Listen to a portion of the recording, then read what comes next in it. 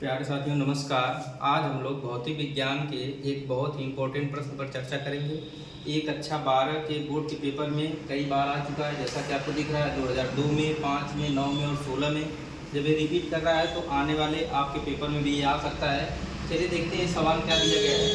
एक पारदर्शी माध्यम का ध्रुवण कोण 60 अंश है। ध्रुवण कोण का मतलब IP बराबर दिया गया है 60 अंश। और जब आपको ध्रुवण कोण दिया रहता है तो आपको पता है कि इसे हम लोग बूस्टर के नियम से सॉल्व करते हैं। तो यहाँ पे देखिए पूछा होगा माध्यम का अपवर्तनांक, तो हमें n का मान निकालना है कि n का मान क्या होगा। और दूसरी चीज़ आपसे पूछ रहा है अपवर्तन कोण, यानी कि r का मान निकालना है कि r का मान क्या होगा। सबसे पहले हमें बूस्टर का नियम पता होना चाहिए कि n बराबर होता है tan IP। तो यहाँ से n का मान यानी अपवर्तनांक बराबर हो जाएगा tan IP का मान दिया गया है 60 अंक, यहाँ लिखेंगे 60 अंक। तो n का मान यहाँ से आ जाएगा tan 60 का मान होता है करड़ी में 3, तो यहाँ से n यानी अपवर्तनांक का मान आ जाएगा 1.73। ये आपका अपवर्तनांक होगा। इसके बाद हमें पता है कि जो ध्रुवण कोण होता है यानी IP प्लस अपवर्तन कोण R का जो योग होता है वह 90 अंश होता है।